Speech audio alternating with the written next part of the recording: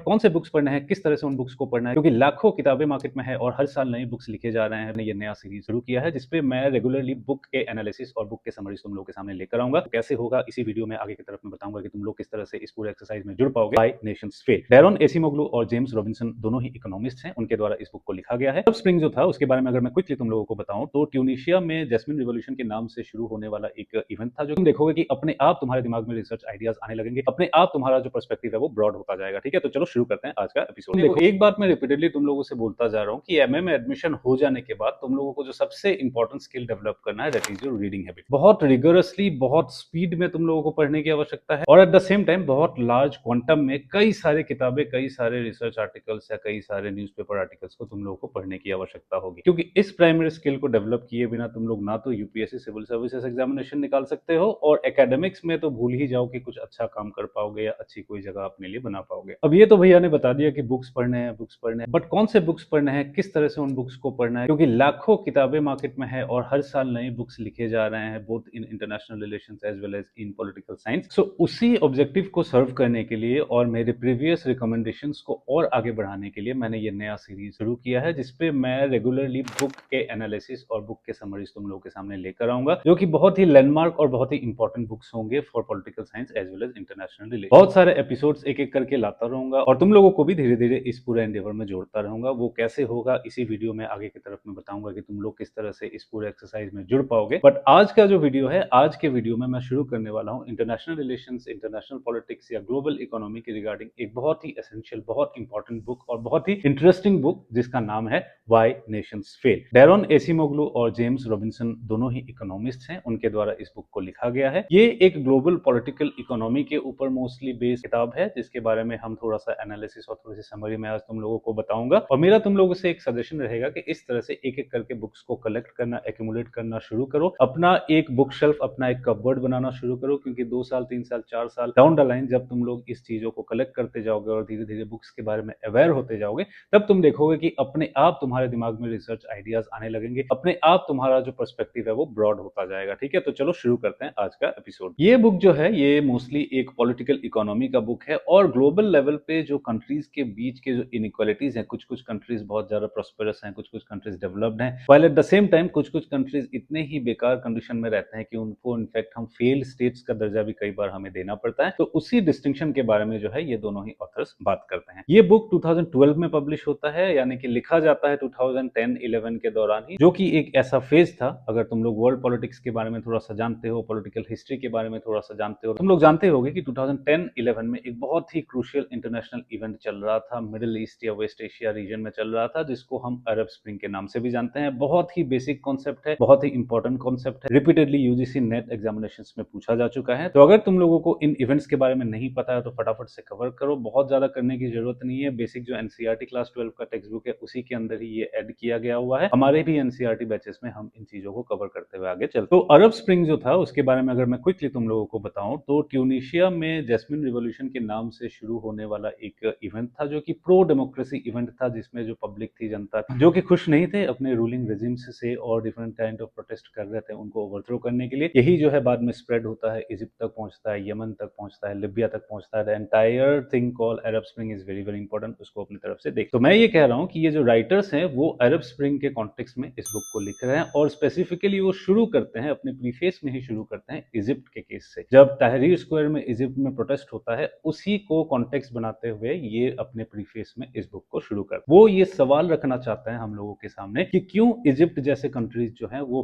Fail हो जाते हैं, क्यों इजिप्ट जैसे कंट्रीज जो है हमेशा टर्मोइल में रहते हैं, हमेशा डिफिकल्टीज में रहते हैं, इनकी पब्लिक खुश नहीं रहती है, इनके जो स्ट्रक्चर्स हैं वो बहुत ज्यादा एफिशिएंट नहीं रहते हैं, क्यों ऐसा क्यों होता है, इसके बारे में वो जो है मेन सवाल को पूछते हुए आगे बढ़ते हैं, जो कि बुक का नाम भी है कि व्हाई नेशंस फेल, कुछ नेशंस क्यों फेल हो जाते हैं। अपने पर्सपेक्टिव, अपने रिसर्च या अपने आंसर को सामने रखने से पहले ये ऑथर्स करते हैं कि 3 मेजर मिथ या 3 मेजर पॉपुलर जो पर्सपेक्टिव्स है रिगार्डिंग दिस क्वेश्चन, उनको ये सबसे पहले निगेट करते हैं। ये कहते हैं कि जब इस तरह का क्वेश्चन पूछा जाता है कि व्हाई नेशंस फेल, क्यों कुछ देश जो है अच्छा नहीं कर पाते हैं, क्यों कुछ देश फेल हो जाते हैं, उसके रिगार्डिंग जो इनका कहना है कि 3 पॉपुलर आंसर्स हमें देखने को मिलता है। एक स्ट्रीम ऑफ थिंकर्स या थॉट्स जो है वो कहना चाहते हैं because of poor geographical conditions कुछ कंट्रीज फेल हो जाते हैं। जैसे कि अगर इजिप्ट की हम बात करें तो कुछ एक पॉपुलर थिंकिंग लाइन जो है उसके अंदर के थिंकर्स कहना चाहते हैं कि क्योंकि इजिप्ट का ज्योग्राफिकल कंडीशन बहुत ज़्यादा बढ़िया नहीं है, मोस्टली एक डेजर्ट एरिया है, रेनफॉल भी बहुत कम है, वेजिटेशन बहुत ज़्यादा नहीं हो पाता है, एक बहुत ही एडवर्स क्लाइमेटिक कंडीशन होने की वजह से शायद कुछ कंट्रीज फेल हो जाता है। ये कौन कहता है? ये पहला पॉपुलर पर्सपेक्टिव जो है वो कहता है, जिसको ये ऑथर्स इस बुक के अंदर निगेट करते हैं। कैसे करते हैं उसको हम थोड़ी देर में देखेंगे। ऑथर्स का कहना है कि सेकंड जो most popular stream of thought है जो इस तरह के क्वेश्चंस को आंसर करते हैं कि नेशंस क्यों फेल होते हैं, उसके अंदर एक कल्चरल डिटर्मिनिस्ट स्कूल को देखा जाता है, जो कहते हैं कि क्योंकि वो कल्चरल एथिक्स, क्योंकि वो वर्क एथिक्स, क्योंकि वो प्रोग्रेसिव कल्चर किसी किसी जगहों में नहीं होती है, किसी किसी देशों में नहीं होता है, इसी के चलते जो है ये देश अंडर डेवलप्ड हो जाते हैं, या इसी के चलते ये देश जो है फेल हो जाते हैं। ये ऑथर्स जो है इस सेकंड लाइन ऑफ आर्गुमेंट्स को भी डिनाई करते हैं, और फिर कहते हैं कि तीसरा जो पॉपुलर लाइन ऑफ आर्गुमेंट है वो ये कहता है कि because of lack of skill and awareness of the leaders ये देश फेल होते हैं। जैसे कि कहना चाहते हैं कि इजिप्ट के जो लीडर्स हैं वो बहुत ज्यादा एक्सपीरियंस्ड नहीं है, उनको आइडिया नहीं है कि किस तरह से एक देश को चलाना है, तो इसीलिए अगर किसी बढ़िया कंट्री से, किसी डेवलप्ड कंट्री से, किसी अच्छे एडवाइजर से एडवाइस लेके अगर लीडर्स अपने देश को चलाएंगे तो शायद ये देश फेल नहीं होंगे। ये जो है ये तीसरा पॉपुलर स्ट्रीम ऑफ आर्गुमेंट्स है, जिसको भी ये ऑथर्स डिनाई करते हैं और डिनाउंस करते हैं। इन्हीं तीन पॉपुलर मिथ्स, इन्हीं तीन पॉपुलर आर्गुमेंट्स को डिनाउंस करने के लिए, इनको निगेट करने के लिए ऑथर्स जो है एक केस स्टडी का इस्तेमाल करते हैं। वो केस स्टडी कौन सा है? नोगेल्स या नोगेल्स नाम का जो सिटी है मैक्सिको यूएस के बॉर्डर में, उस सिटी का एग्जांपल वो लेते हैं। इंटरेस्टिंग बात ये है कि ये नोगेल्स या नोगेलिस सिटी जो है ये दो हिस्सों में डिवाइडेड है by the US Mexico border. इसका जो northern portion of this city है वो अमेरिका में फॉल करता है, अरिजोना स्टेट में, और इसका जो साउदर्न पोर्शन है वो मैक्सिको में फॉल करता है, सोनोरा स्टेट के अंदर। तो ये ऑथर्स जो हैं इस केस स्टडी के थ्रू इस चीज को दिखाना चाहते हैं कि ये जो नोगेलिस सिटी है जो कि डिवाइडेड है बॉर्डर के उस पार और इस पार, इस सिटी का जो ज्योग्राफिकल कैरेक्टरिस्टिक्स है वो बिल्कुल एग्जैक्टली सेम है in north as well as south. इसका जो कल्चरल एट्रीब्यूट्स है वो एग्जैक्टली सेम है नॉर्थ और साउथ में। जो भी रिलीजियस फेस्टिवल्स ये ऑब्जर्व करते हैं, जो भी कल्चरल प्रैक्टिसेस ये फॉलो करते हैं, वो एग्जैक्टली सेम है नॉर्दर्न पोर्शन और साउदर्न पोर्शन में, despite one being in America and despite the other being in Mexico. और सिमिलरली ये कहते हैं कि इनके जो भी पूर्वज थे, इनका जो हेरिटेज था वो बिल्कुल एग्जैक्टली सेम था। पर फिर भी अगर यही चीजें कलेक्ट होती, अगर ये चीजें सही होती जो कि इन तीन पॉपुलर मिथ के अंदर बताया जाता है, तो फिर अमेरिका के पोर्शन में जो नोगेलिस है वो भी इक्वली अंडर डेवलप्ड होना चाहिए था। बट ऐसा नहीं है। जो Nogales city northern portion, northern Nogales city है जो कि यूएसए के अरिजोना स्टेट में है, वो कंपैरेटिवली बहुत ज्यादा आगे है। कंपैरेटिवली वहां लोगों का हेल्थ कंडीशन बहुत बेटर है, लोगों का लिविंग स्टैंडर्ड्स बहुत बेटर है, और वहां इंस्टीट्यूशंस बहुत बढ़िया से काम करते हैं। तो ऐसा क्यों है?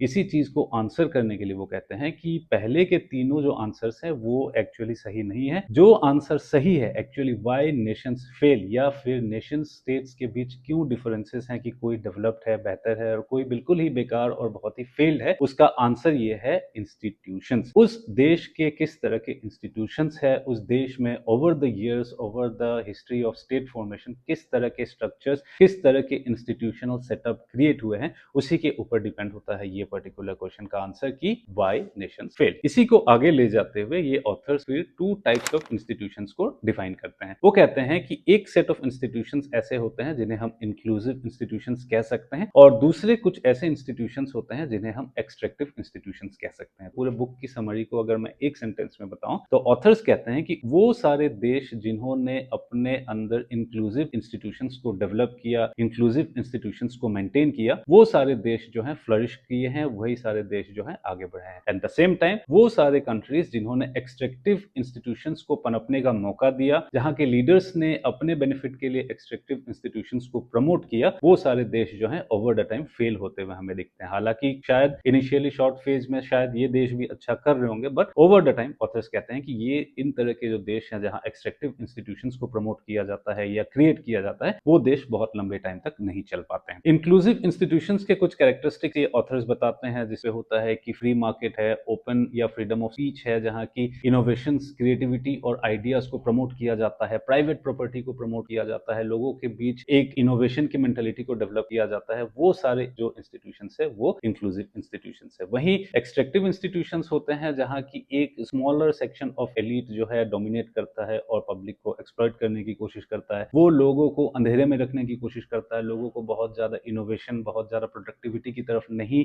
ले जाना चाहता है, क्योंकि वो डरता है कि अगर लोग कल को बेहतर हो जाएंगे तो शायद उन्हीं से ही सवाल पूछने लगेंगे। तो इस तरह के इंस्टीट्यूशंस को वो एक्सट्रैक्टिव कहते हैं, और बहुत सारे एग्जाम्पल्स के थ्रू बुक के अंदर वो इस चीज को एस्टैब्लिश करते हैं कि किस तरह एक्सट्रैक्टिव इंस्टीट्यूशंस प्रमोट करने वाले देश जो हैं ओवर द टाइम फेल हो जाते हैं। बुक में ऑथर्स बहुत सारे इंटरेस्टिंग कॉन्सेप्ट को यूज करते हैं, बहुत सारे वंडरफुल कॉन्सेप्ट को इंट्रोड्यूस करते हैं, यूज करते हैं, जिनमें से कुछ मैं तुम लोगों के सामने आज बताना चाहूंगा। एक तो वो इंट्रोड्यूस करते हैं the concept of virtuous circle and vicious circle. वो कहते हैं कि जो देश इंक्लूसिव इंस्टीट्यूशंस को प्रमोट करते हैं उन देशों के अंदर ऑटोमेटिकली जो है एक वर्चुअस सर्कल क्रिएट होना शुरू हो जाता है। ये जो पॉजिटिव चीजें अपने इंस्टीट्यूशंस के अंदर इम्प्लांट करते हैं ये देश, जिसके चलते इनोवेशन या टेक्नोलॉजी या सेल्फ ग्रोथ पे बहुत ज्यादा जब ध्यान दिया जाता है तो ओवर द ईयर ये क्या करता है, एक वर्चुअस सर्कल को क्रिएट करता है, जो कि अपने आप फिर आने वाले वक्त में पूरे प्रोग्रेस को आगे धकेलते हुए ले जाता है। वही वो कहते हैं कि एक विशियस सर्कल क्रिएट होता है उन देशों में जहां एक्सट्रैक्टिव इंस्टीट्यूशंस को प्रमोट किया जाता है, जबकि लोगों को दिख रहा है कि कोई इंसेंटिव ही नहीं है कुछ बेहतर करने का, कोई इनोवेशन करने का कोई इंसेंटिव ही नहीं है, कोई प्रमोशन नहीं है, कोई मोटिवेशन नहीं है। उन सब देशों में ऑथर्स का कहना है कि एक ऑटोमेटिक विशियस सर्कल जो है क्रिएट होता है, जिसके चलते ओवर द टाइम ये इकोनॉमी स्लो डाउन हो जाती है और फाइनली जो है स्टैग्नेशन के स्टेज तक भी पहुंच जाती है। उसी तरह के एक और इंटरेस्टिंग कॉन्सेप्ट को इंट्रोड्यूस करते हैं जिसको वो कहते हैं क्रिएटिव